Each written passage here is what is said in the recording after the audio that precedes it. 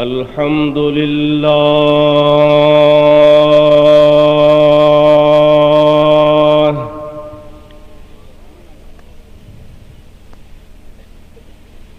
अल्हम्दुलिल्लाह नहमदुहु व नस्तईनुहु व नस्तगफिरुहु व नु'मिनु बिही व नतवक्कलु अलैहि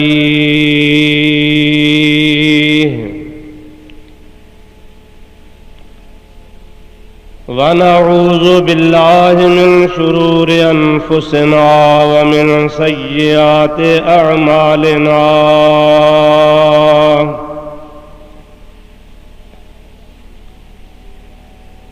मन यहदिहिल्लाहु फला मुदिल्ल लहु व मन युद्लिल्हु फला हादिय लहु व नशहदु अल्ला इलाहा इल्लल्लाहु वहदहु ला शरीक लहु व नशहदु अन्न सय्यदना व मौलाना मुहम्मदन अब्दुहु व रसूलुहु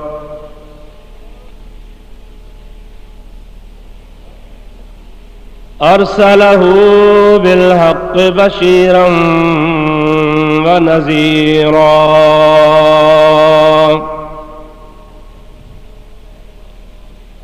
सल्लल्लाहु तआला अलैहि व अला आलिहि व अस्हाबिहि व अज़वाजिहि व अहले बैतिही व ज़ुर्रिय्यतिही व अहिब्बाइही व उलमाए उम्मतिही व सुलहाए मिल्लतिही अजमईन।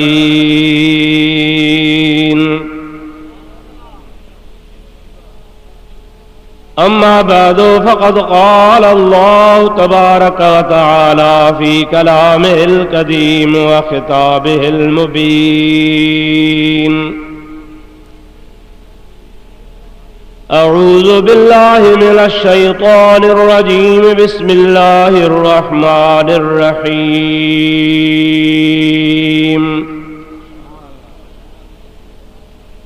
व इज़ अख़ज़ अल्लाहु मीसाक़न नबिय्यीन लमा आतैतुकुम मिन किताबिन व हिक्मह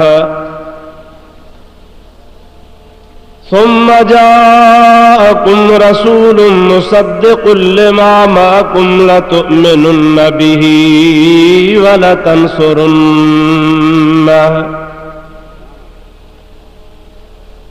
क़ाल अअक़ररतुम व अख़ज़तुम अला ज़ालिकुम इस्री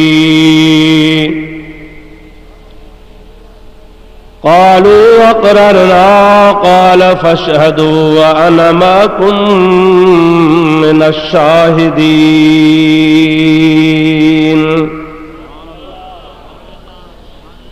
सदक़ल्लाहु मौलानल अज़ीम व बल्लगना रसूलुहुन नबियुल करीमुल अमीन व नहनु अला ज़ालिका मिनश शाहिदीन वश्शाकिरीन वल्हम्दुलिल्लाहि रब्बिल आलमीन।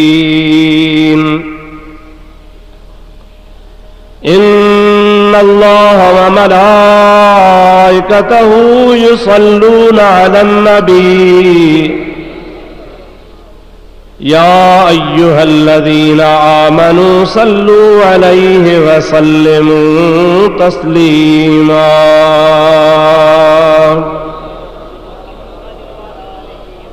अल्लाहुम्मा सल्लि अला सय्यिदिना व नबियिना व मौलाना मुहम्मदिन व आलिहि व अस्हाबिहि व अज़वाजिहि व बारिक व सल्लिम अलैहि। सल्लिमू या कौम बल सल्लू अला सदरिल अमीन मुस्तफ़ा माजा इल्ला रहमतल लिल आलमीन। दुरूद शरीफ बुलंद आवाज़ से। अल्लाहुम्मा सल्लि अला सय्यिदना व नबियना व मौलाना मुहम्मदिन व आलिहि व अस्हाबिहि व अज़वाजिहि व बारिक व सल्लिम अलैहि।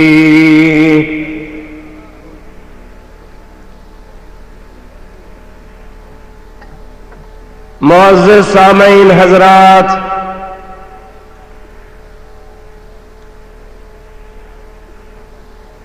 अवां बुज़ुर्गनि जे आॾो अॼु बाबरकत महफ़िल में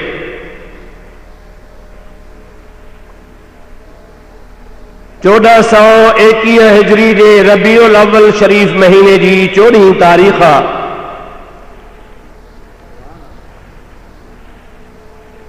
ही नाचीज़ अवां जे ख़िदमत में हाज़िर आहे क़ुरान मजीद जी मशहूर मारूफ़ आयत सगोरी। अवां जे आॾो मूं तिलावत कई आहे। अवां सभिनी खे ख़बर आहे त ही बाबरकत प्रोग्राम हिन मुतबरक जगह ते केतिरनि सालनि खां इन्ही मुक़र्रर तारीख़ ते थींदो रहंदो आहे। वक्तन फ़वक्तन मुख़्तलिफ़ उलमाए किराम खां तव्हां ई असांखे मुस्तफ़ीज़ थियण जो अल्लाह ताला मौक़ो नसीब फरमाईंदो आहे। अॼु बि अल्हम्दुलिल्लाह रब्बुल आलमीन जा लख एहसान जो ज़िंदगीअ में हिकिड़ो भेरो अल्लाह ताला वरी तव्हां असांखे ही बरकत भरियो मौक़ो नसीब फरमायो आहे। दुआ फरमायो अल्लाह ताला हमेशा हमेशा तव्हां असां ऐं सभिनी मुसलमाननि खे अहिड़ा प्रोग्राम ऐं मौक़ा नसीब फरमाए ऐं जो कुछ भी ॿुधूं उन ते अल्लाह ताला तव्हां असांखे अमल जी तौफ़ीक़ अता फरमाए। ख़ुसूसन मुंहिंजे लाइ दुआ फरमायो अल्लाह ताला मूं गुनहगार खे शाल हक़ ऐं सच बयान करण जी तौफ़ीक़ अता फरमाए। अज़ीज़ाने मोहतरम, ही प्रोग्राम हबीब करीम सल्लल्लाहु तआला अलैहि व आलिहि व सहाबिहि व बारक वसल्लम जे मीलाद शरीफ जे खुशीअ में मुनाक़िद थींदो आहे। अल्लाह तबारक व तआला जल्ल जलालुहु व मन वालुहु हिन भलारे महीने में पंहिंजे मेहरबानीअ सां पंहिंजे हबीब करीम खे 12 रबीउल अव्वल शरीफ जे राति सूमर जी राति आलमे बुतून खां आलमे ज़ुहूर जे तरफ़ रवानो फरमायो ऐं रब्बुल आलमीन जल्ल जलालुहु व मन वालुहु ख़ुसूसन हुज़ूर जे उम्मत ते एहसान करे पंहिंजो महबूब अता फरमायो। उन ख़ुशीअ में मोमिन मुसलमान पंहिंजे महबूब नबीअ जे आमद जे ख़ुशीअ जे लाइ उर्स कंदा आहिनि। हज़रत साहब जन खे अल्लाह ताला ख़िज़री हयाती अता फरमाए। संदर सायो ता देर अहले सुन्नत वल जमात जे मथां क़ाइम रहे। तमाम घणे तवील अरसे खां वठी करे प्यारे हबीब पाक अलैहिस्सलातु वस्सलाम जो उर्स मल्हाईंदा आहिनि। तव्हां असांखे मौक़ो नसीब थींदो आहे। अल्लाह तबारक व तआला जल्ल जलालुहु व मन वालुहु जे हबीब जे मुहब्बत जूं ॻाल्हियूं ॿुधी पंहिंजो ईमान ताज़ो कंदा आहियूं। अॼु बि उन सिलसिले जी कड़ी आहे। रब्बुल आलमीन जे कलाम पाक जी आयत पढ़ी थम, तर्जुमो ॿुधो, चंद ॻाल्हियूं ॿुधी दुआए ख़ैर कंदासीं। अल्लाह ताला सभिनी जा बेड़ा पार फरमाए छॾींदो। अवां सभिनी खे गुज़ारिश आहे त जेतिरे घणे तादाद में आहियो एतिरे बुलंद आवाज़ में मुंहिंजे हबीब जे मथां दुरूद पाक पढ़ो त मां तव्हांखे अल्लाह जो क़ुरान ॿुधाईंदो हलां। अल्लाहुम्मा सल्लि अला सय्यिदना व नबियना व मौलाना मुहम्मदिन व आलिहि व अस्हाबिहि व अज़वाजिहि व बारिक व सल्लिम अलैहि। अल्लाह ताला जल्ल जलालुहु व मन वालुहु पंहिंजे पाक कलाम इरशाद फरमायो, व इज़ अख़ज़ल्लाहु मीसाक़न नबिय्यीन लमा आतैतुकुम मिन किताबिन व हिकमह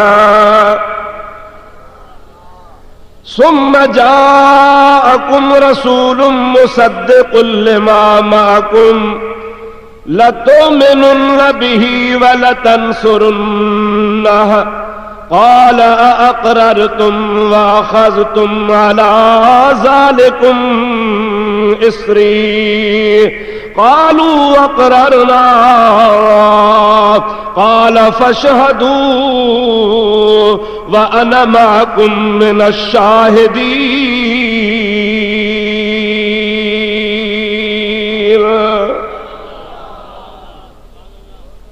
अल्लाह ताला पांजे प्यारे हबीब पाक अलैहिस्सलाम के इरशाद फरमाया, याद कर मुंहिंजा महबूब जरे जो अल्लाह ताला जे ज़ात बाबरकात नबियन खां पे वायदो वरतो तमा अल्लाह ताला तव्हां खे किताब हिकमत नबूवत ऐं शरीयत अता फरमाईंदुसि, पर आहे प्यारा नबीओ तव्हां खां बाद में तमाम बरगुज़ीरो बुलंद शान वारो रसूलुल्लाह मां मोकिलींदुसि। पोइ उहो मुंहिंजो हबीब जॾहिं तव्हां जे वक़्त में अची वञे मां अल्लाह ताला तव्हां खे हुकुम थो फरमायां त तव्हां सभई नबी मुंहिंजे हबीब ते ईमान आणिजो,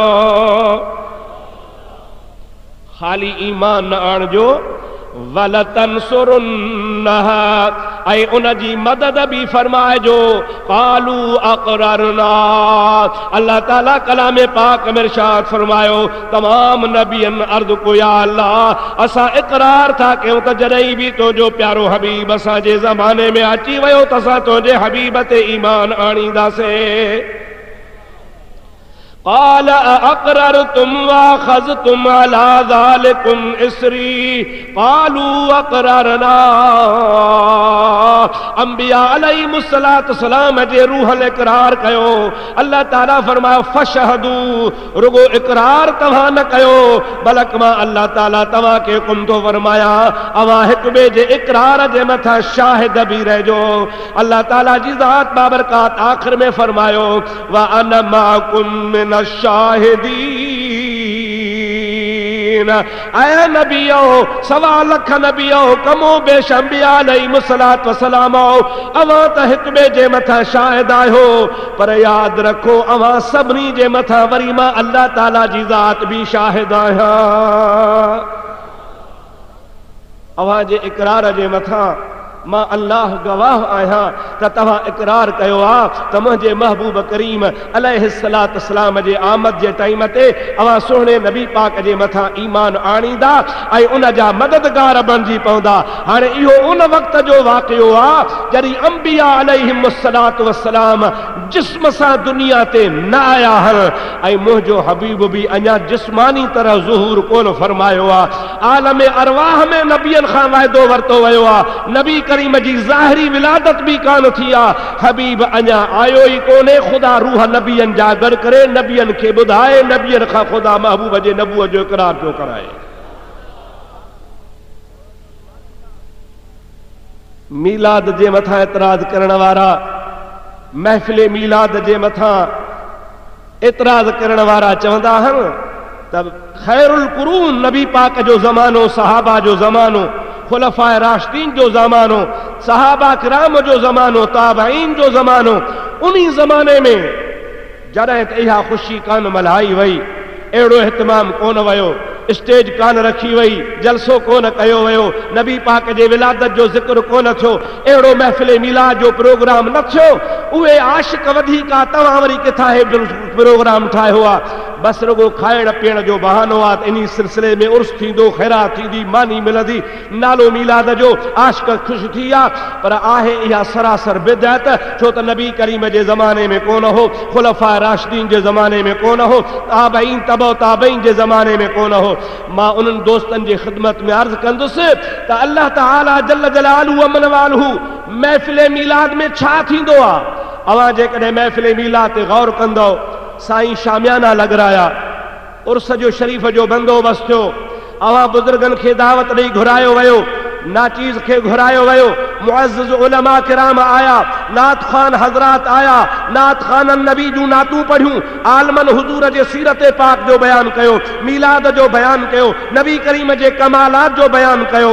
अवां ॿुधो, उन खां बाद में दुआए ख़ैर थी सभु को पंहिंजे घर हलियो वियो।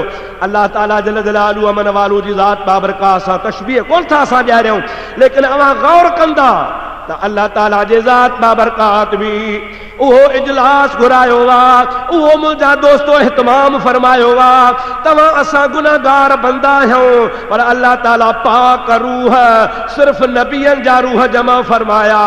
आदम अलैहिस्सलाम खां वठी करे हज़रत ईसा अलैहिस्सलाम ताईं सभिनी रूहनि खे अल्लाह ताला जी ज़ात फरमाया, सुम्मा जाअकुम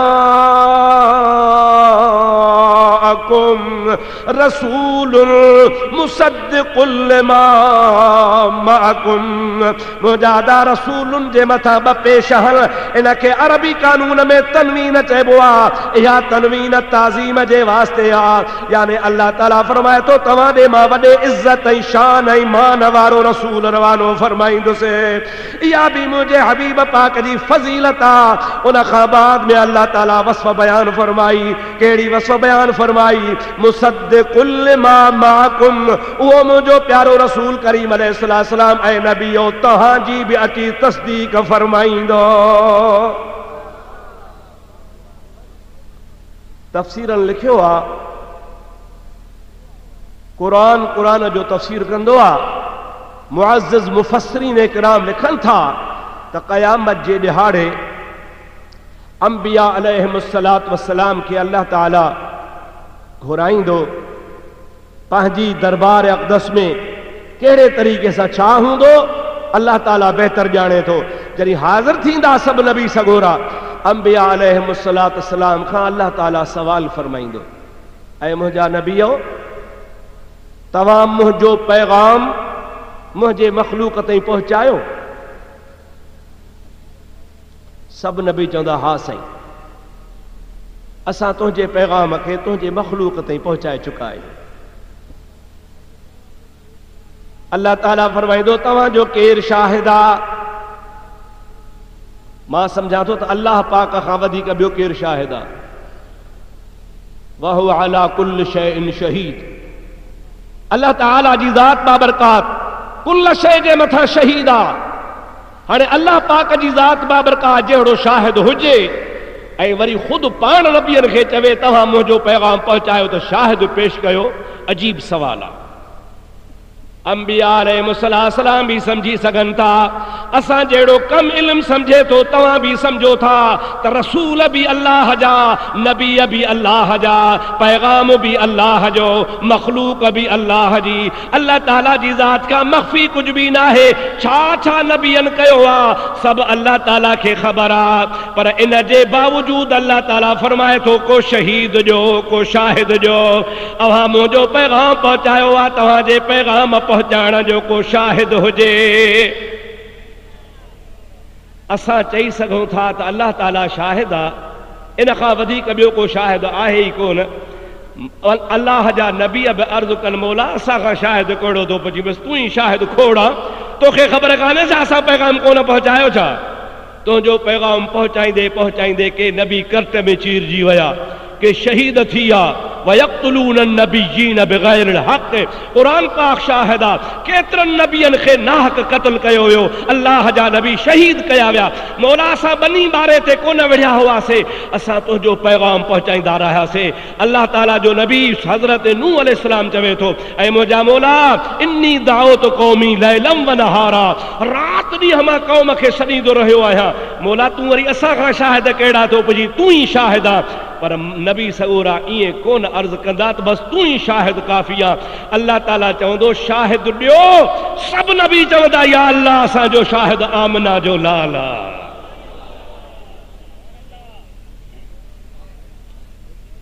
ख़ुदा शाहिद हुजणु खपे न, अल्लाह सां शाहिदी ॾे, पर शाहिद जेको घुरंदो आहे उन्ही खे शाहिद कोन बणाइबो आहे। मां चवां शाहिद जे तूं ई शाहिद आ, इहो दावा नथी ठहे पई। अल्लाह ताला जी ज़ात बाबरकात फरमाए शाहिद पेश कयो। मुंहिंजा दोस्तो अज़ीज़ो, सभु नबी ख़ुदा ताला जी दरबार में मुतफ़क़ा तौर सां अर्ज़ कंदा इलाहुल आलमीन असां तुंहिंजो पैगाम पहुचायोसीं इन असांजे पैगाम पहुचाइण जो शाहिद हज़रत मुहम्मद मुस्तफ़ा जी ज़ात आहे। उन महबूब खां पुछी ॾिस हाणे आयो त सभिनि खां बाद में आहे, सभु नबी अॻु में गुज़री विया, वाइदो अॻु में वरितो वियो आहे, सरकार आयो बाद में आहे। जॾहिं महबूब आयो आहे तॾहिं ज़ाहिरी तरह को बि नबी मौजूदु कोन्हे को।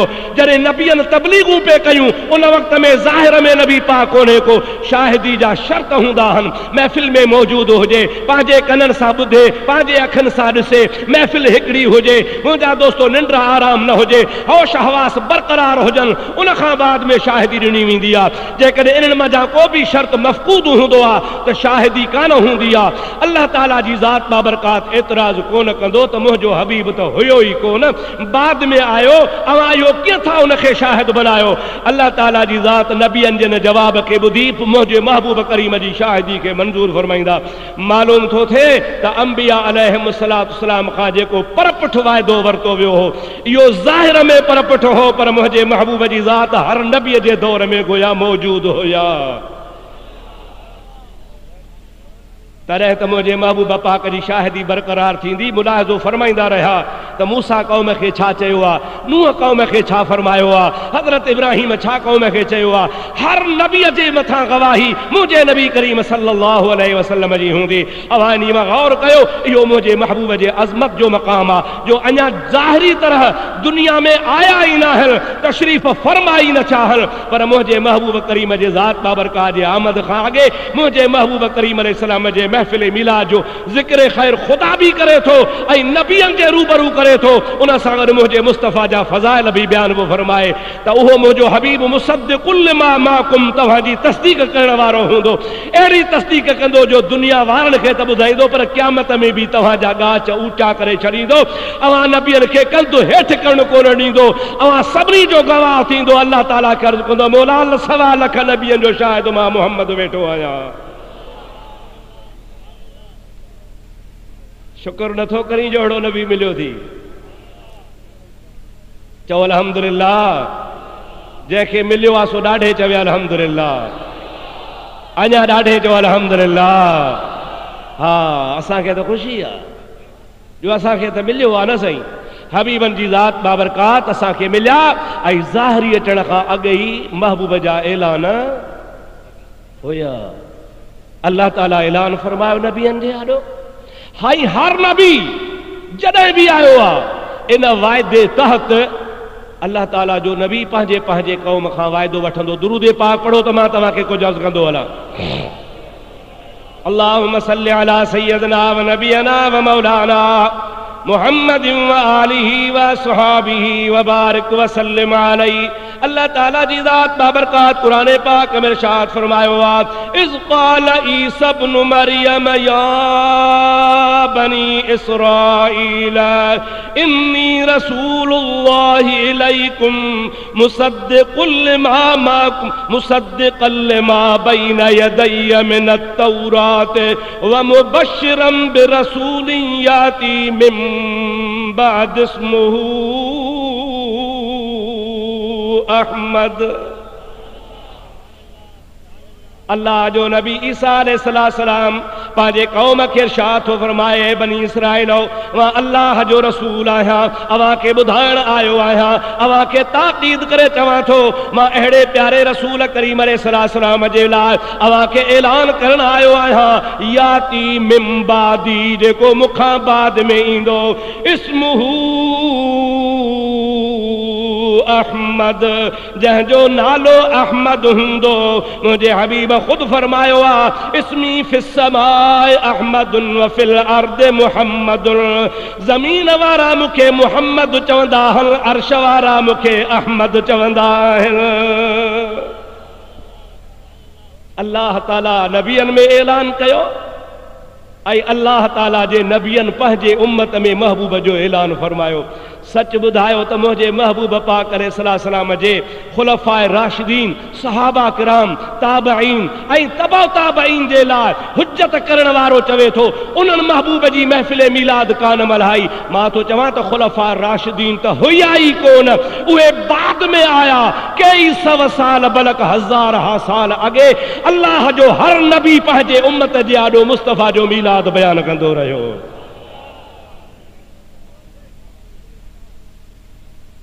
तबक़ात इब्न साद जंहिंखे तबक़ातुल कुबरा भी चइबो आहे, सीरत शामिया जंहिंजो असुल नालो आहे सुबुलुल हुदा वर रशाद, अल्लामा मोहम्मद यूसुफ शामी रहमतुल्लाह अलैह। अल्लामा तबरी तारीख़ तबरी में इन खां अलावा ॿियनि उलमा किराम ही वाक़ियो मशहूर मुंहिंजे हबीब पाक अलैहिस्सलाम जे आमद मुबारक खां अॻु जो बयान कयो आहे। मोहब्बत सां दुरूद पाक पढ़ो, तव्हांखे ॿुधायां इंशाअल्लाह तव्हांजो ईमान ताज़ो थी वेंदो। अल्लाहुम्मा सल्लि अला सय्यदना व नबीना व मौलाना मुहम्मदिन व आलिहि व अस्हाबिहि व बारिक व सल्लिम अलैहि। दोस्तो अज़ीज़ो, अवां ॿुधो आहे आलिमनि खां हिकिड़ो बादशाह हो जंहिंजो नालो हो बुख़्ते नसर। 4 बादशाह दुनिया में अहिड़ा थी गुज़रिया आहिनि जन रूह ज़मीन ते बादशाही कई आहे।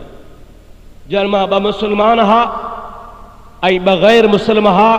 उन्हनि गैर मुस्लिम मां हिकिड़ो ई हो बुख़्ते नसर हो जंहिं पूरी रूह ज़मीन जे मथां बादशाही कई आहे। हज़रत दानियाल अलैहिस्सलाम अल्लाह जो नबी थी गुज़रियो आहे। उन जे दौर में हुयो, उन बुख़्ते नसर रात जे टाइम ते हिकिड़ो ख्वाब ॾिठो, पर ख्वाब ॾिसण खां बाद में सुबुह जो परेशान हुयो ऐं पंहिंजी महफ़िल में अची पंहिंजे वज़ीरनि खे चई त पूरी ममलकत में जेके ताबीर करण वारा आलिम आहिनि, ख्वाब जो ताबीर कंदा आहिनि, तन खे घुराए।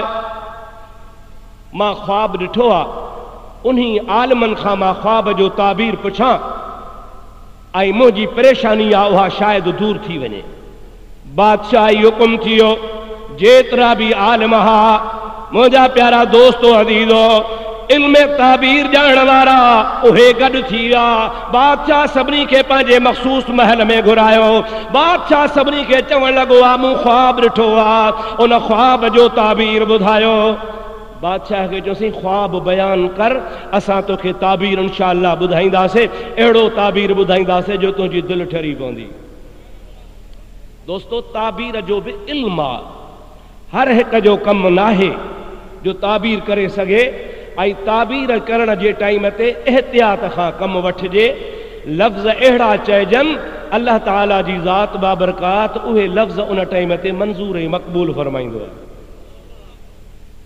विच ते ॻाल्हि यादि आई, कंहिं माण्हूअ चयो बादशाह हो मूं से ख्वाब ॾिठो आहे। अबा कहिड़ो ख्वाब ॾिठो थी? बादशाह सलामत चई मूं ख्वाब ॾिठो आहे त मुंहिंजा सभई ॾंद भॼी पिया आहिनि।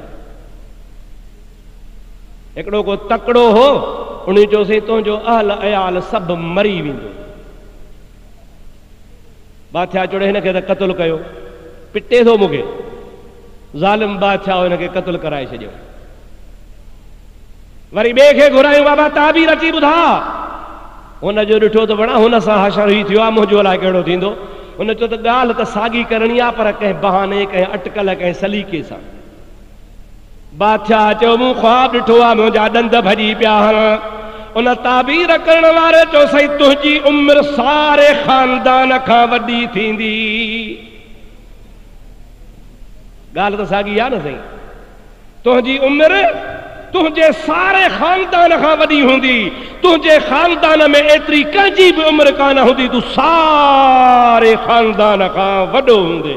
मतलब छा त ॿिया तोखां अॻे गुज़ारे वेंदा, तूं झूनड़ो हूंदे।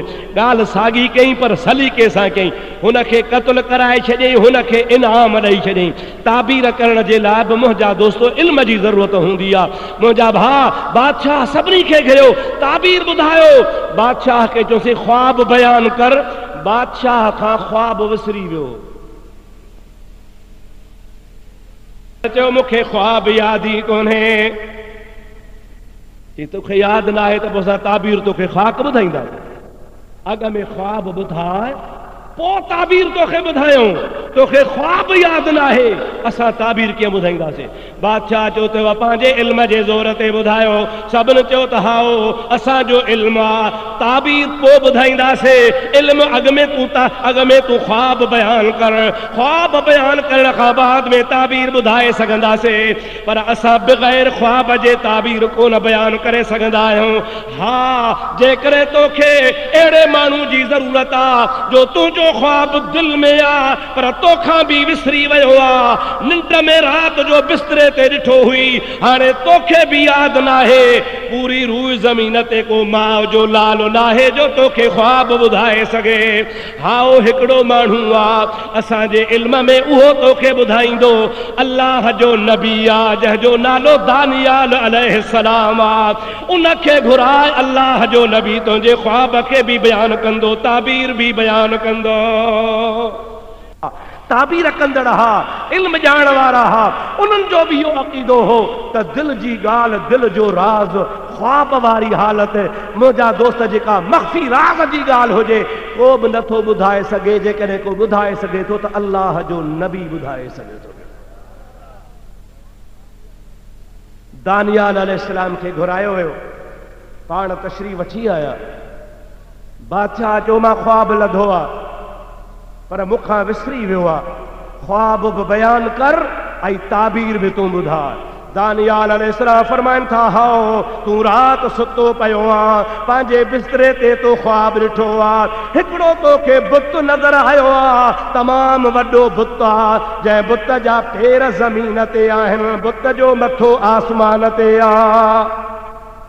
हिन ज़मीन ऐं आसमान खे सॼो ढकियो वेठो आहे, पर हुन जी मुंडी जेका आहे सा सोन जी आहे, हुन जो ढढर चांदीअ जो आहे, हुन जूं टंगूं गोॾनि ताईं पितल जूं आहिनि, हुन जे गोॾनि खां वठी करे खुड़नि ताईं टंगूं लोह जूं आहिनि, हुन जा पेर ठिकर जा आहिनि।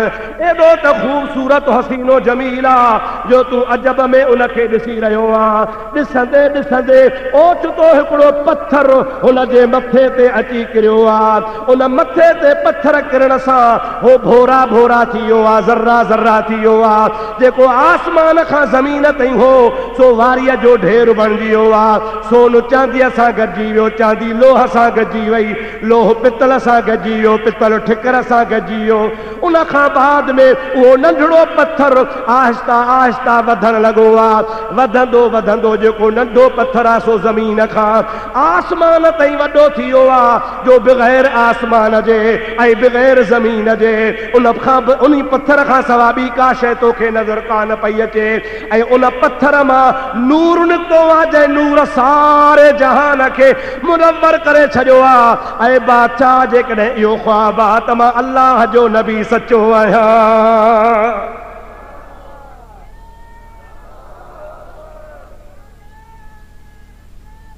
या रसूल अल्लाह, हक़ चार यार। बुख़्ते नसर खे अखियुनि मां पाणी वही आयो, रोई ॾिनई, चए दानियाल ॻाल्हि अहिड़ी कई थी जहिड़ो तूं बिस्तरे ते मूंसां गॾु हुजी। चए ख्वाब त ॿुधायो अथव पर ताबीर ॿुधायां। चई ॿुधाए।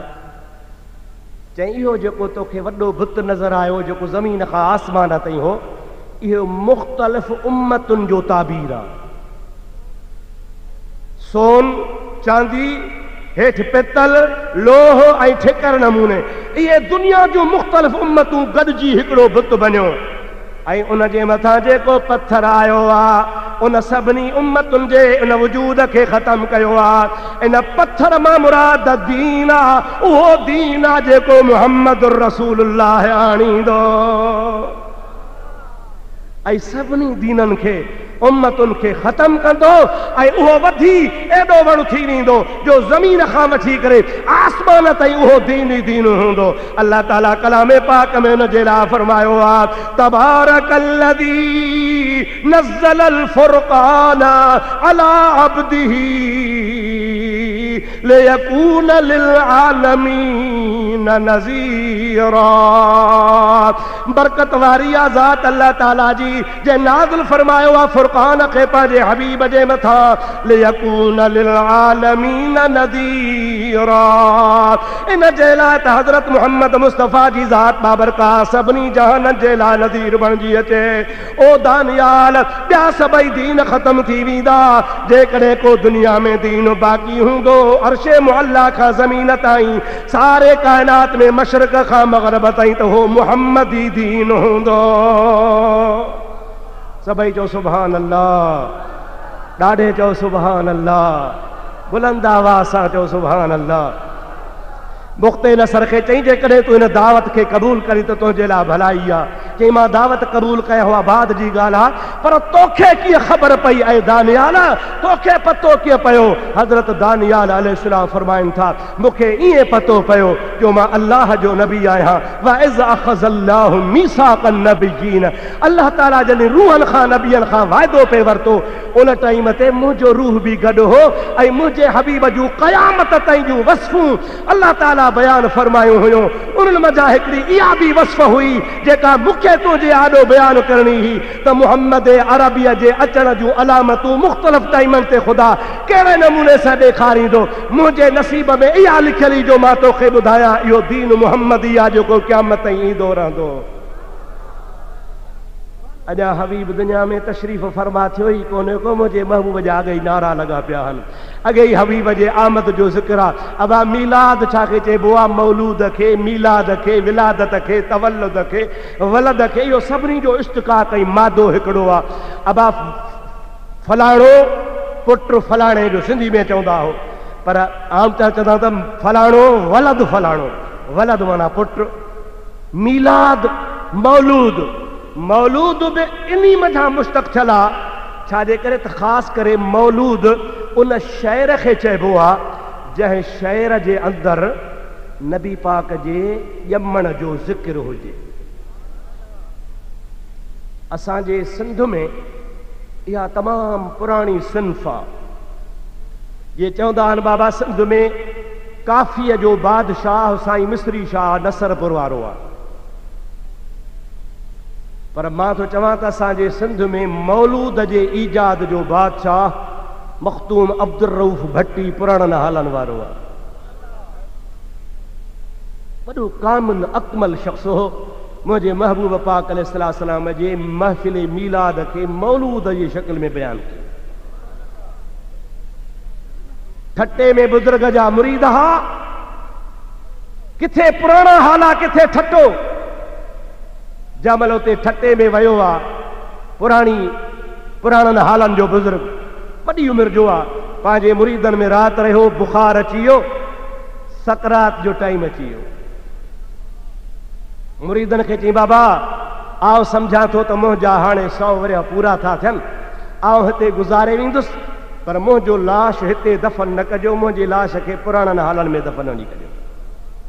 मुंहिंजो अबाणो क़ब्रिस्तान आहे, फलाणी मज़ार जे भर में जेको असांजो वॾो आहे उन्ही जे भर में जाइ ख़ाली आहे, मूंखे हुते दफ़न कजो। मुंहिंजो भली हिते जनाज़ो पढ़ो, कफ़न ॾियो, गुस्ल ॾियो, पर खणी मूंखे उते हली दफ़न कजो। ऐं मुंहिंजा अदा तव्हां सिंध जा माण्हू आहियो, काथे पुराणा हाला किथे ठटो, 200 मैल जो मुफ़ासिलो आहे। हज़रत मखदूम अब्दुल रऊफ़ रहमतुल्लाह अलैह खे दफ़न करण जे लाइ ठटे खां खणी मुरीद रवाना थिया हल। जनाज़ो पढ़ियो आहे, गुस्ल ॾिनो आहे, कफ़न पारायो आहे। जीअं जो ठटे मां जनाज़ो निकितो आहे, सवे मुरीद ख़ादिम मुंहिंजा अदा जनाज़े सां गॾिया हलनि था पिया। अल्लाह जे वलीअ जो जनाज़ो कुल्हनि ते आहे, शहर खां ॿाहिरि निकितो आहे। अल्लाह जे वलीअ जे जनाज़े मां ज़िक्र जो आवाज़ शुरू थियो आहे, ला इलाहा इल्लल्लाह, ला इलाहा इल्लल्लाह, ला इलाहा इल्लल्लाह, ला इलाहा इल्लल्लाह, ला इलाहा इल्लल्लाह। दोस्तो अज़ीज़ो मुसलमान भाइरो, हीअ जेका मां तव्हांजी आडो गाल पेश तो कया सा कट्टर गैर मुकल्लद पक्के वहाबी मौलवी दीन मोहम्मद वफाई पंहिंजे किताब तज़किरा मशाहिर सिंध में लिखी आहे थटे खां वठी करे पुराणनि हालनि ताईं ॿ ॾींहं बरातियूं बुज़ुर्ग जे जनाज़े खे पहुचंदे लॻा पर ॿ ॾींहं बरातियूं अल्लाह जे वलीअ जे जनाज़े मां ज़िक्र जो आवाज़ ईंदो रहियो। चओ अल्लाह जा वली मरंदा न आहिनि, ॾाढे चओ अञा ॾाढे चओ अल्लाह जा वली। गिरोड़ी साहब चवंदो आहे न त आशिक मरंदा की न की मरंदा मरदूदा। जागो था ला निंड अथव? आशिक मरंदा की न की मरंदा मरदूदा। मुझा दोस्त उलमा किराम जो इत्तिफाक अला इन औलिया अल्लाह ला यमूतून बल यंतकिलून मिन दारन इला दारन उखरा। खबरदार अल्लाह जा वली मरदा न आहिनि बल्कि अल्लाह जा वली हिकिड़े घर खां ॿिए घर ॾे इंतकाल कंदा आहिनि।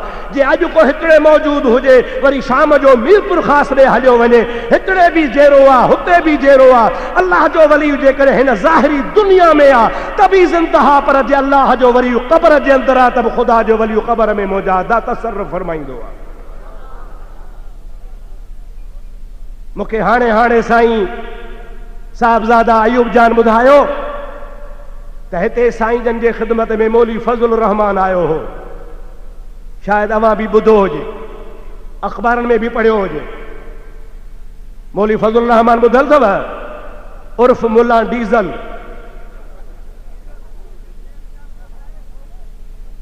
ॿुधल अथव अलाए कोन? मुनाफ़िक़त सां चापलूसी सां कि मां हज़रत इमाम रब्बानी जो मुरीद आहियां। साईं तव्हां इमाम रब्बानी जा बचड़ा आहियो, मां पंहिंजे मुर्शिद ज़ादे जो दीदार करण आयो आहियां।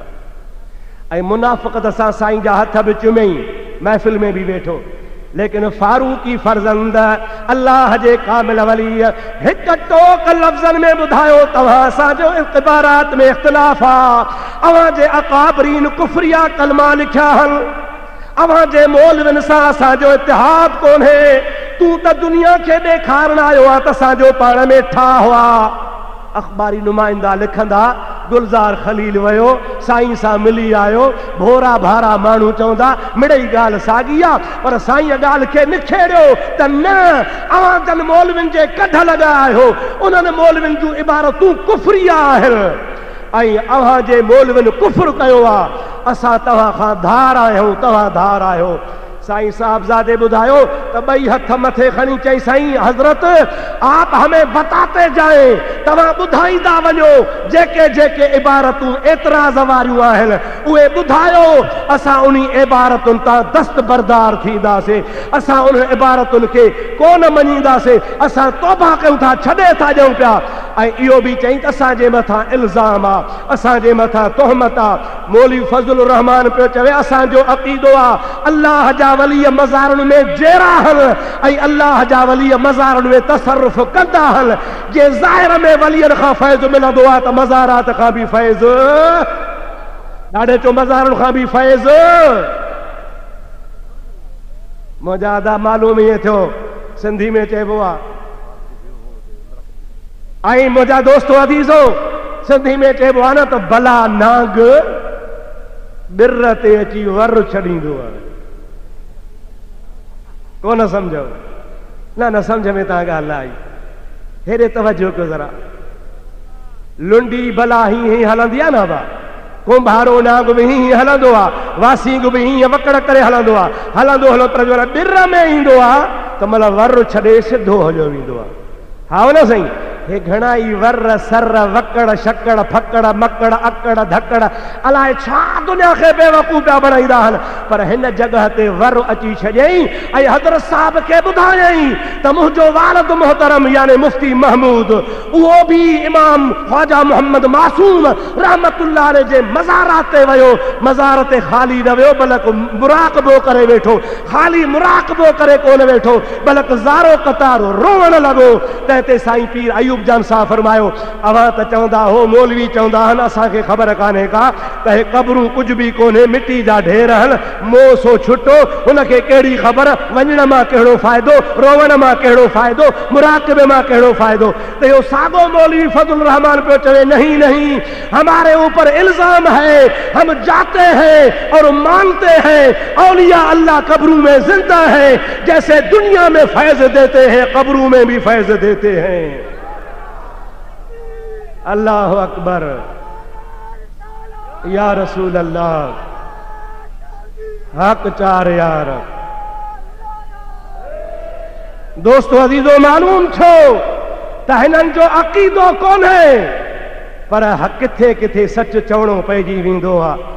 मुंहिंजा दोस्तों ख़बर अस त मां इमाम रब्बानी जे बचड़े जे आॾो वेठो आहियां। उहो इमाम रब्बानी रहमतुल्लाह अलैह गर्दन न झुकी जिसकी जहांगीर के आगे। हाँ साईं जहांगीर जहिड़ो बादशाह स्याहो सुफ़ैद जो मालिका इमाम रब्बानी रहमतुल्लाह अलैह जी ज़ात बाबरकात के झुकाइण जी कोशिश कई पर दुनिया ॾिठो त इमाम रब्बानी सिर्फ़ अल्लाह जे आॾो झुकियो ऐं उन ज़ालिम बादशाह के इमाम साहब जे आॾो झुकणो पइजी वियो।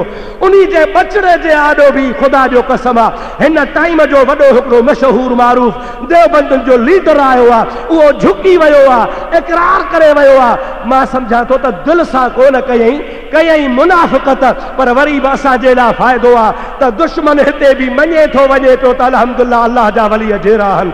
तव्हां बि चओ अल्लाह जा वली बुलंद आवाज़ सां अल्लाह जा वली हिकिड़ी जाइ खां ॿी जाइ ॾे वेंदा आहिनि मुंतक़िल थींदा आहिनि। त मां ॻाल्हि पे कई त मौलूद माना महबूब जे मीलाद जो ज़िक्र जंहिंमें हुजे आहे या न आहे। तव्हां ॿुधो हूंदो उत्तर में लाड़काणे वारे पासे ॾे मौलाना ग़ुलाम रसूल जतोई जंहिंजा घणो करे सिंध में ख़ुतबा बि पढ़िया वेंदा हुआ। उन बि मुंहिंजे महबूब पाक जे शान में हिकिड़ो मौलूद चयो आहे। मां तोखे ॿुधायां मौलूद ॿुधाइण कोन आयो आहियां पर रुगो मतिलबु इहो आहे त अंदाज़ो थिए त मीलाद मौलूद उनखे चइबो आहे जंहिंमें रसूलुल्लाह जे विलादत बासआदत जो ज़िक्र हुजे। अल्लाह ताला बि महबूब जे विलादत जो ज़िक्र कयो 1.25 लख नबियनि बि मुस्तफ़ा जे विलादत जो ज़िक्र कयो अॼु सभिनी महबूब जे विलादत जो ज़िक्र कयो उनखे मीलाद या मौलूद चइबो आहे। असां बि उहो ई कमु था कयूं बिदअत न आहे बल्कि इहा सुन्नतुल्लाह आहे। अॼु जाम मुहम्मद जायो आ अॼु जाम मुहम्मद ओ जायो वा सखी शाह अरब मंझे आयो आ अॼु जाम मुहम्मद। थकल हो छा ॾाढे सुभान अल्लाह चओ अञा ॾाढे सुभान अल्लाह चओ एॾे आवाज़ में मूंसां गॾिजी चओ अॼु जाम मुहम्मद ओ जायो वा सखी शाह अरब मंझे आयो आ अॼु जाम मुहम्मद। शहर मके मझे शादियूं थियूं वाह वाह मुबारक बाजूं थियूं सारे आलम ते ओ इमदादूं थियूं सारे आलम ते इमदादूं थियूं मौला मींहुं रहम जो वसायो वा अॼु जाम मुहम्मद ओ जायो वा सखी शाह अरब मंझे आयो आ अॼु जाम मुहम्मद। असां इहो ई बयानु कयूं था जेको रब्बुल आलमीन बयानु कयो आहे। असीं उहो ई बयानु कंदा आहियूं जेको अल्लाह जे नबियनि बयानु कयो आहे। दुरूद पढ़ तोखे ॿी हिकिड़ी हदीस पाक मुस्तफ़ा जी ॿुधाए छॾियां सलात मुंहिंजी आका ते बुलंद आवाज़ अल्लाहुम्मा सल्लि अला सय्यदना व नबियना व मौलाना मुहम्मदिन व आलिही व असहाबिही व अज़वाजिही व बारिक व सल्लिम अलैहि। मुंहिंजे महबूब जो ॾाढो चओ सुभान अल्लाह। ॾाढे चओ सुभान अल्लाह। ॾाढो बि अहिड़ो ॾाढो जो कंहिं जहिड़ो ॾाढो थियो ई कोन्हे, जंहिंखे हाथी जानवर मस्त ॾिसी सलाम कनि ऐं सजदा कनि, जंहिंजे दरबार अक़दस में झुकी नज़रानो अक़ीदत पेश कनि। सैयदना अब्दुल मुत्तलिब सभई जो रज़ी अल्लाह ताला अन्हु महबूब जे विलादत खां अव्वल ख्वाब ॾिठई। हज़रत अब्दुल मुत्तलिब साईं ख्वाब ॾिठो। सुबह जो उहो ख्वाब वञी मके पाक में हिकिड़ी औरत आहे, यहूदियाणी आहे, इल्म जी वॾी आलिम आहे, आरिफ आहे, इन खां अलावा ख्वाबनि जा ताबीर कंदड़ आहे। उनखे वञी चए ओ माई मूं राति ख्वाब लधो आहे। हज़रत अब्दुल मुत्तलिब खे माई चयो कहिड़ो ख्वाब लधो थी? हज़रत अब्दुल मुत्तलिब साईं रज़ी अल्लाह ताला अन्हु फरमाइनि था राति मां ख्वाब लधो आहे त हिकिड़ो वण ॼाओ आहे, ॼमंदे ॼमंदे जंहिंजूं पाड़ूं ज़मीन ते हल पर हुन जूं टारियूं वञी आसमान सां लॻियूं आहिनि।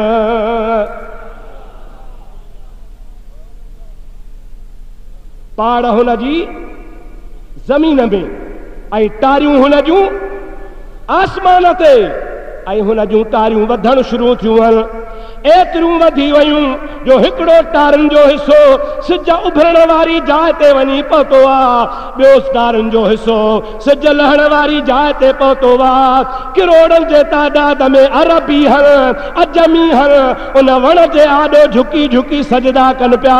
कुरैशी मां सुञाता उहे वण जे आॾो झुकी सजदा पिया कनि, पर हिकिड़ो कुरैशियुनि जो टोलो आहे जेको कुहाड़ियूं खणी तलवारूं खणी उन वण खे वढण पियो अचे, पर उन वण जे भर में हिकिड़ो नौजवान बीठो आहे, अहिड़ो सुहिणो आहे जो सारी ज़िंदगी में मूं अहिड़ो सुहिणो जवान कोन ॾिठो आहे। उहो जवान वण जे चौधारी फिरे पियो, जेके वण खे वढण अचनि पिया उन्हनि मां कंहिंजूं मुठियूं पियो लाहे, कंहिंजूं टंगूं पियो भञे, कंहिंजूं चेड़ियूं पियो कटे, पर वण जे वेझो अचणु नथो ॾे पियो। मुंहिंजी अखि खुली पई आहे, पर मां ॾिठो त उन वण जे पन पन मां एतिरो नूर निकितो आहे जो सारे जहान जे घर घर खे मां ॾिसी वरितो आहे। हदीस पाक में ईंदो आहे जंहिंमहिल सैयदना अब्दुल मुत्तलिब रज़ी अल्लाह ताला अन्हु इहो ख्वाब बयानु फरमायो त हुन माईअ जो ॻूठ ख़राब थी वियो। हज़रत अब्दुल मुत्तलिब फरमायो छो भला? कि कूड़ हणा या सच चवां? कि तुंहिंजो कूड़ हणण मां फ़ाइदो त कुझु कोन्हे, सच ॿुधा ॿूथ ख़राब थियो पियो थी। ताबीर कहिड़ो आहे? चई ओ अब्दुल मुत्तलिब इन ख्वाब जे ताबीर जी उम्मीद असां यहूदन खे ई कयो असांजे घर ईंदो।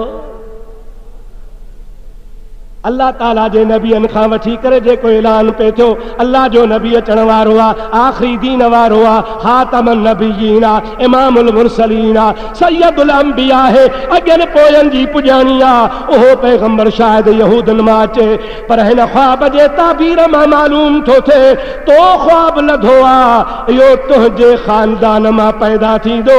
इहो वण दीन इस्लाम आहे, इहो नौजवान जेको वण जी हिफ़ाज़त पियो करे इन जो नालो मुहम्मदुर रसूलुल्लाह आहे। इहो तुंहिंजे नस्ल मां पैदा थींदो। बूथ इन जे करे ख़राब थियो आहे। हक़ चार यार दोस्तों मुसलमानों भाइरो, हज़रत अब्दुल मुत्तलिब रज़ी अल्लाह ताला अन्हु पंहिंजे पुट अबी तालिब खे घुराए चवनि था ऐं अबी तालिब इहो ख्वाब मां तोखे ॿुधायां थो ऐं इन ख्वाब जो ताबीर बि अनक़रीब मां तोखे ॿुधाईंदोसां। जॾहिं सैयदना अब्दुल्लाह साईं शादी कई आहे उन खां बाद में हज़रत नबी पाक पंहिंजे अम्मा जे पेट में आया, महबूब जी विलादत थी आहे। हज़रत अब्दुल मुत्तलिब वटि बचड़ो खणी आया, बच्चो अची ॾाॾे जे हथनि में ॾिनो अथनि। हज़रत अब्दुल मुत्तलिब बच्चे साईं खे हथनि में खणी अबी तालिब खे घुराए चवनि था ओ अबी तालिब जी मुंहिंजा बाबा जंहिं ख्वाब जो ज़िक्र मां तोखे कयो हो, हाओ बाबा जेको वण उभरियो हो पहाड़ ज़मीन में, टारियूं आसमान में, ॾार हुन जा मशरिक़ खां मग़रिब ताईं हसीनो जमील ॾिठो हुई। अल्लाह ताला जे प्यारे हबीब पाक अलैहिस्सलाम खे हथनि में खणी हज़रत अब्दुल मुत्तलिब चवनि था अबी तालिब उन ख्वाब जो ताबीर मुंहिंजो ही बचड़ो आहे। हिकिड़ो मसइलो मां तव्हांखे इहो बि ॿुधायां, ॾाढे चओ माज़ अल्लाह, क़ुरान करीम जी आयत पेश कंदा आहिनि, मा कुंत तदरी मल किताब वलल ईमान। ऐं नबी तोखे इहा ख़बर बि कान हुई त किताब छा आहे, ईमान छा आहे। हालांकि मुफ़स्सिरीन किराम ख़ुसूसन हज़रत अल्लामा फ़खरुद्दीन राज़ी तफ़सीर कबीर में इन आयत करीमा जे शरह में लिखियो आहे। मुंहिंजा दोस्त अल्लामा क़र्तबी जामिउल अहकाम पंहिंजे तफ़सीर अल मारूफ़ क़र्तबी में लिखियो आहे। ॿियनि मुहक़िक़ आलिमनि लिखियो आहे त हिते जेका नफ़िया सां दिरायत जी नफ़िया, मा कुंत तदरी मल किताब वलल ईमान। ऐं नबी पंहिंजे अटकल सां अकुल जे ज़ोर ते तो किताब खे ऐं ईमान खे कोन सुञातो आहे, बल्कि किताब जो इल्मु ऐं ईमान जो इल्मु अटकल बादी वारो कोन्हे। इहो इल्मु जेको ॾिनो आहे सो तोखे अल्लाह ताला वहीअ जे ज़रिए यकीनी इल्मु ॾिनो आहे, अहिड़ो इल्मु ॾिनो आहे जो अटकल वारे में शक हूंदो आहे। मुहम्मद अरबी तुंहिंजे इल्म में को शक आहे ई कोन को। आशिक चवनि त इन्हीअ में बि ख़ुदि रसूलुल्लाह जो शान आहे, ऐं वहाबी वरी इन मां नबी पाक अलैहिस्सलाम जी बेख़बरी ज़ाहिर कनि था। लाड़काणे जो हिकिड़ो मुल्लो आहे, उन्ही मआज़ल्लाह सुम मआज़ल्लाह किताब जो नालो आहे आईन ए एतिक़ाद, सिंधी ज़ुबान में लिखियो अथसि। उन्ही में लिखियो अथई त नबी करीम खे पंहिंजे आक़िबत जी बि ख़बर कान्हे का, नबीअ खे न का ईमान जी ख़बर हुई, नबी खे न को क़ुरान जी ख़बर हुई मआज़ल्लाह।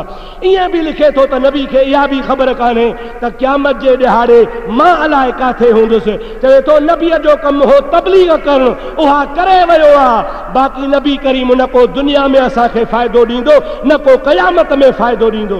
साईं इहो जेको ख़ालिद खटरी आयो हो न, खालू खटरी, फज़ल रहमान सां गॾु इन जे पीउ इहो किताब लिखियो आहे। मौली अली मोहम्मद हुन जो नालो आहे, ऐं हुनखे ज़ाती तरह सुञाणंदो आहियां। उन जाहिल किताब लिखियो आहे मआज़ल्लाह त नबी खे का ख़बर कान्हे। मुंहिंजा दोस्तो अज़ीज़ो, उन जे जवाब में मुंहिंजो किताब मौजूदु आहे, सैफ़ यज़दानी फी जौफ़ मुल्ला खफ़कानी। हिते तव्हांखे स्टाल ते मिले थो पियो।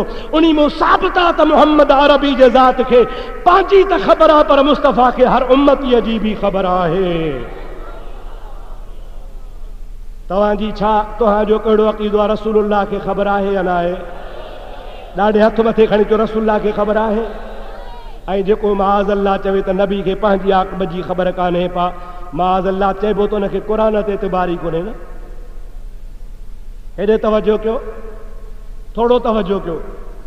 अल्लाह ताला फरमाए थो यासीन वल क़ुरआनिल हकीम इन्नका लमिनल मुरसलीन अला सिरातिम मुस्तक़ीम। और रसूलन जा सरदार, मां रब करीम खे हिकमत वारे क़ुरान जो कसम आहे, इन्नका लमिनल मुरसलीन, तूं बेशक रसूलन मझो आहीं, अला सिरातिम मुस्तक़ीम। ऐं सईं वाट वारो आहे। हाणे अल्लाह कसम खणी क़ुरान जो चवे तूं रसूल आहे, सईं वाट ते आहे, कसम खां पोइ बि नबीअ खे पक कान्हे त मां अलाए काथे हूंदुसि। ठहे थी ॻाल्हि अदा? मूंखे न साईं पीर साहिब इब्राहिम जान दामत बरकात मुलालिया कसम खां सवा रुगो ज़ुबान सां चवनि त बाबा अब्दुर्रहीम हीअ ॻाल्हि हा, बसि आउं थो चवां सॼो जहान कसम खणे हिकिड़े पासे, मूंखे साईंअ जे फरमान ते एतिबार आहे। साईं ज़ुबान सां चयो, मूंखे यकीन आहे। हाणे मां तव्हां खां पुछां थो पियो, अल्लाह ताला चवे इन्नका लमिनल मुरसलीन अला सिरातिम मुस्तक़ीम, तूं रसूल आहे, सची वाट ते आहे। ऐं मुल्ला चवे त नबीअ खे पंहिंजे आक़िबत जी ख़बर कान्हे। तव्हांजी माना त नबीअ खे अलाह जे चवण ते बि एतिबार न आहे। अव्हां जो छा अक़ीदो आहे? अलाह जे चवण ते नबी खे एतिबार आहे? पोइ जे नबीअ खे अलाह जे चवण ते एतिबार आहे त मुल्ला कूड़ो कूड़े जो पुटु, कूड़ थो हणे, तोहमत थो हणे। मुंहिंजे मुहम्मद अरबीअ जे ज़ात खे सभु ख़बर आहे जो सभु। इहो 40 सालनि खां पोइ मुंहिंजे आका ऐलान ज़रूर कयो आहे, ऐलान ज़रूर कयो आहे पर महबूब के अगे ही खबर आ। सहाबा पुछन था मता वजबत लकन नबुवा, ऐ मुंहिंजा प्यारा नबी अवां खे नबूवत कॾहिं मिली? पाण फरमाए था कुल तो नबी व अबी आदम लमुनजदलुन बैनल माए वत्तीन। आदम अलैहिस्सलातु वस्सलाम खे मलाइकन पाणीअ मिट्टी में गोयो पे, मां मुहम्मद अगे ही नबी हुयुसि। जेको आदम अलैहिस्सलाम खां अॻे ई नबी हुजे उन जे लाइ चवण त हुनखे 40 सालनि ताईं ख़बर कान हुई। इहो मुंहिंजे महबूब जे शान खे घटाइण जी साज़िश आहे, पर यादि रखो शान घटाए न सघंदा, मुंहिंजे महबूब जे शान खे बुलंद अल्लाह कयो आहे। अल्लाह ताला फरमायो वरफ़अना लक ज़िक्रक, ऐं मुंहिंजा प्यारा हबीब तुंहिंजो ज़िक्र असां तुंहिंजे लाइ बुलंद कयो आहे। तव्हांखे ख़बर हूंदी, पढ़िया लिखिया आहियो, जाहिल कोन आहियो, अख़बारूं पढ़ो था, रोज़ बयान पढ़ो था पिया। मुख़्तलिफ़ अख़बारुनि में हे सिपाही सहाबा तंज़ीम आहे हिकिड़ी, पाण खे सॾाइनि था सिपाही सहाबा, पर मां हिन खे चवंदो आहियां सिपाही खून ख़राबा। ये सिपाही सहाबा न आहिनि। सहाबी जो सिपाही उहो थींदो जेको अॻु में रसूलुल्लाह जो ग़ुलाम थींदो। सभई जो सुभान अल्लाह, ॾाढे जो सुभान अल्लाह। रसूलुल्लाह जी ग़ुलामी आहे कान, बाक़ी सिपाही साहबा इहे रोज़ मुतालबा कंदा हैं। हुकूमत पाकिस्तान से हम मुतालबा करते हैं कि यौम सिद्दीक को सरकारी तौर पर मनाया जाए, यौम फारूक को सरकारी तौर पर मनाया जाए, यौम उस्मान गनी को सरकारी तौर पर मनाया जाए, यौम अली मुर्तज़ा को सरकारी तौर पर मनाया जाए, खुलफाए राशिदीन के दिन सरकारी तौर पर मनाए जाएं और इन दिनों पर सरकारी तौर पर छुट्टी की